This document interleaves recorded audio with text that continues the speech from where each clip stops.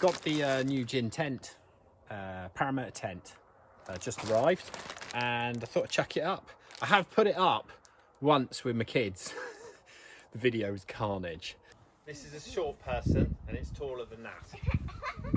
This is a short Cord on top of the cage. Wait, does that go over? Oh no, that's cool. But can I get in the tent? Yeah, let's do this one next. Dad, can I get in? Oh look, you can see the paramotor inside. You might not be able to, but I can. Like... So there's a little window. Oh, just put my head on the floor. Oh, this is swelling. Hey, it's my blanket. You're not allowed it. Hey, it's my pillow. There's lots of room for a small person and a big person. I'm not a person, I'm a child. Paramotor tent, weight 1.2 kilos, pack size 40 centimetres by 14, open size 4 metres by 1.5 metres, and it is a 10-step process if you include standing back and admiring your work.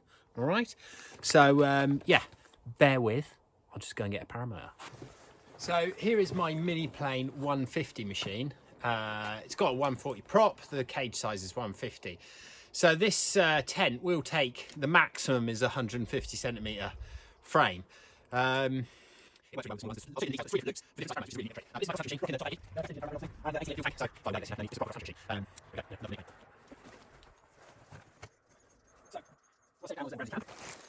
This would fit quite neatly in the under the seat pocket.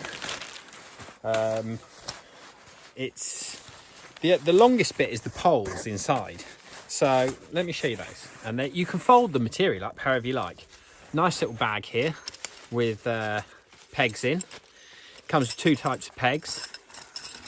So there are the anodized aluminium pegs like that with a little hook on the end and a point on that end. You know, I mean, you know, fancy that. And then there's two stainless, or not stainless, but two steel pegs. So those are for each end, so you can give it, you know, some proper tension on the ends, and in the wind, you know, it would hold it down nicely. And then you get 3 guy ropes. So, and they're quite nice, you know, it's a guy rope. It's a bit of string really, isn't it? Let's be honest. Bag. Oh, what a nice bag. Oh, lovely. Right, so that's that. Then the longest bit, like I said, is the poles. So the poles come in a nice red bag, and there's 2 types of pole. So there's this one, which is like a flexible plasticky pole, which goes in like the toe end near your feet. And then there is an aluminium pole. So this is just one pole, and it's a nice anodized aluminium, you know, with the little hooky bit in the middle there. So you just, it all just snaps together, and it's curved, you know. So there's elastic on the inside, yeah, and it just snaps together. I mean, I know that's not a revolution in tenting, but it's a nice little detail. And in the middle here, you got your hooky bit to hook on your tent, the inner part of the tent. All right, so there you go. One pole, bag. So we open it up, and the first thing we do is grab out the liner. So it lays out that way.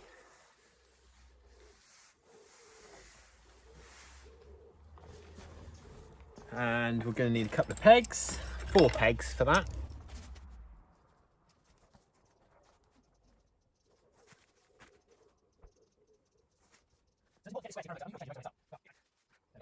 Four pegs, so that becomes the liner. Sort of see where I'm going now? So that's that bit. Next, we need to use the strap. This goes round to tie the tent up. You know, it's like a wing strap, you know. So you tie this up to the paramotor.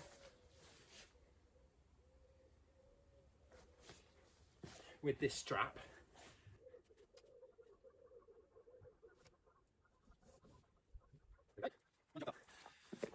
Simple so far, can you follow? Oh, look at that sunshine beaming through the tree there. Right, fly sheet. I mean, just line the door up. The door's on the other side, I'll show you in a minute, but just line the door up with that and just pull it over the top. So the one thing you do have is you have this grey strap that sets the width, and it goes across below the paramotor. So you can unclip that now.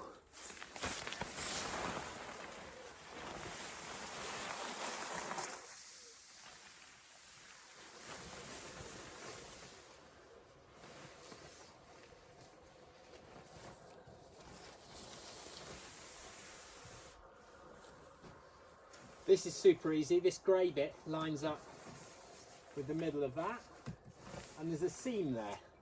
This seam runs round, and that runs round your cage. So it's kind of easy to work out where that goes. And then this grey strap is on the far side. I just sort of throw it under. There we go, and that clips back together there. So that's in front of the paramotor. Again, you can set the width on that, it's adjustable. So now we need a steel peg, and we'll do one at each end.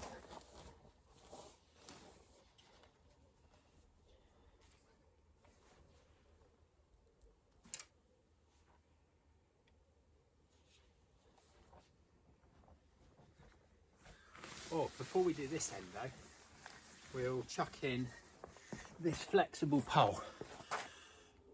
Flexible pole slides in to this bit. Took me a while to find the hole the first time because it was sort of new and I suppose from the factory new. So you just got to work out where the stitching is and where it goes. But once you've got it in there the first time, it kind of holds it open for future times. So slide him in, get it all the way to the end. And then, I mean, you could probably leave this in. If you were just going, you know, and camping the next night, I think I'd probably leave it in. I'll have to experiment. I haven't tried folding it up with it in. So, other steel peg, these ones.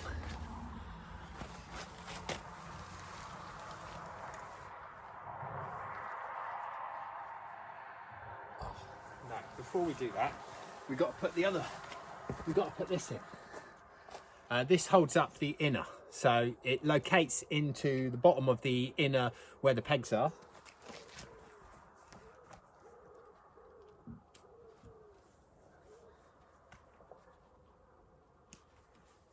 And it holds up this inner.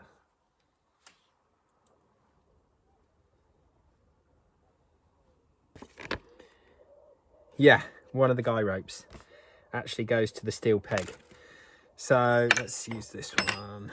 I've already put a bowline in the end.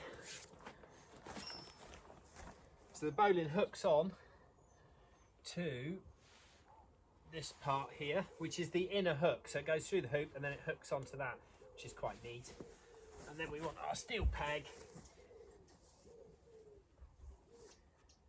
And that hooks on to there. That holds up our tent and gives it some shape. And again, these are adjustable, so you can tighten that up. So then we need all our other pegs. This is the super simple bit. You just whiz around putting pegs in and just do it systematically, do them opposite, you know? Sort of like when you put up a tent, really.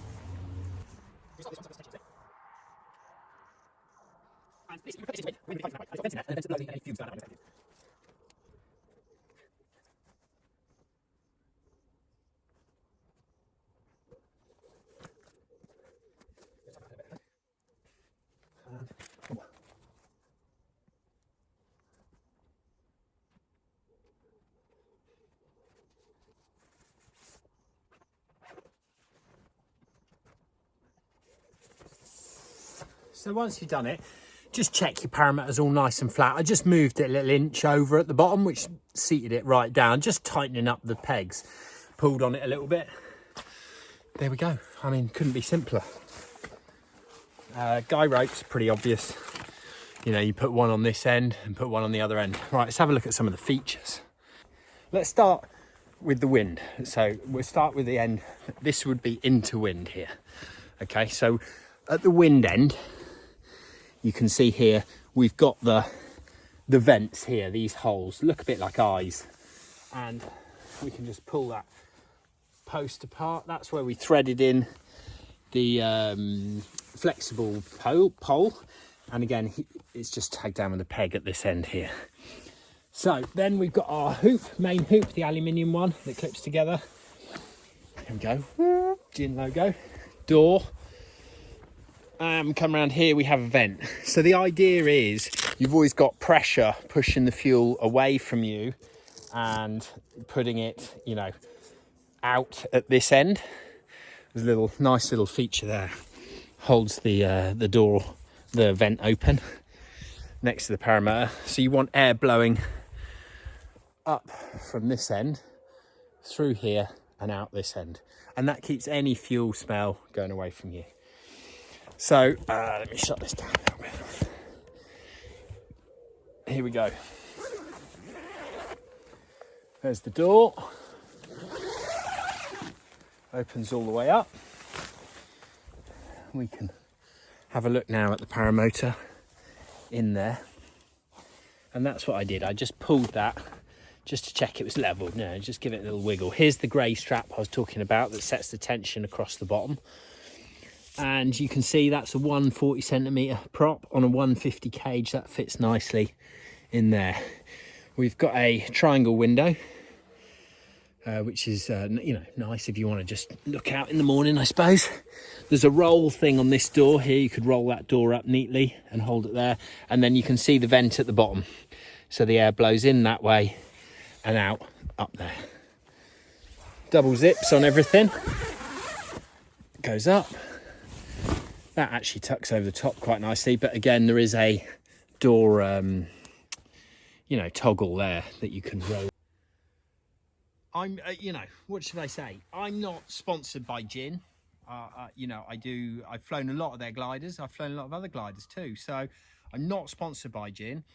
And in a way, you know, I think this is a great product. I haven't used it out flying and sleeping yet, but I know from having done the Icarus race and things like that, you want simplicity. And this is simple.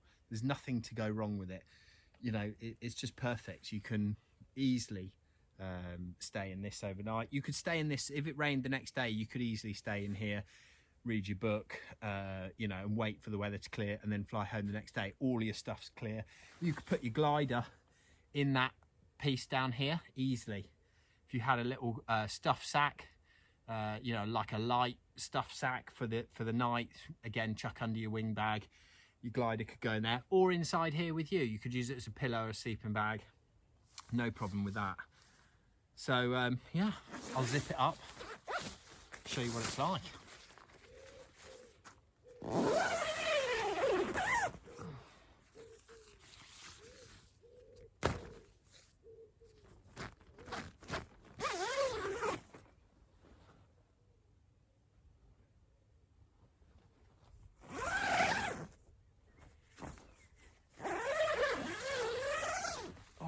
Morning.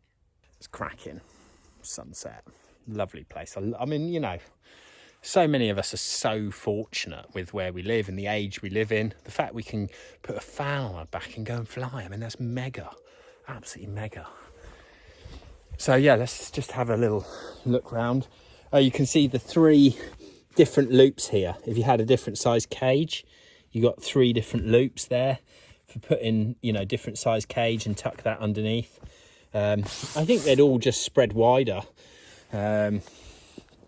So shout out to Nicolas Berger or Berger. I don't know. I'm sorry, I'm English and I don't know how to say a name. Berger. Nicolas, anyway, thanks, buddy. Designed by him. Good lad. Gin. I think for me, in all honesty, if I was to change one thing, I'd change the size of the pack it comes in, and I'd do it in a flatter, thinner square than a sausage, just because personally I'd put it in my underseat pocket on my harness, and I think a flat rectangle shape, folded rather than rolled, would suit me better. I mean, I can easily adapt anything to put it in. Just sort of my feeling, my initial feeling, if you like. So just one other thing, if you're interested in a tent, follow me at Blaise in Sky. I'll put a link up here and in the description or whatever. And I will try and sort out something for your t-shirt or a windsock or something when you order the tent as like a little, you know, thanks from me. You know, you've got the, you know, something like that. So look for details on my Instagram, Blaise in Sky. You can always send me a message. I can only try. All right, love you, bye.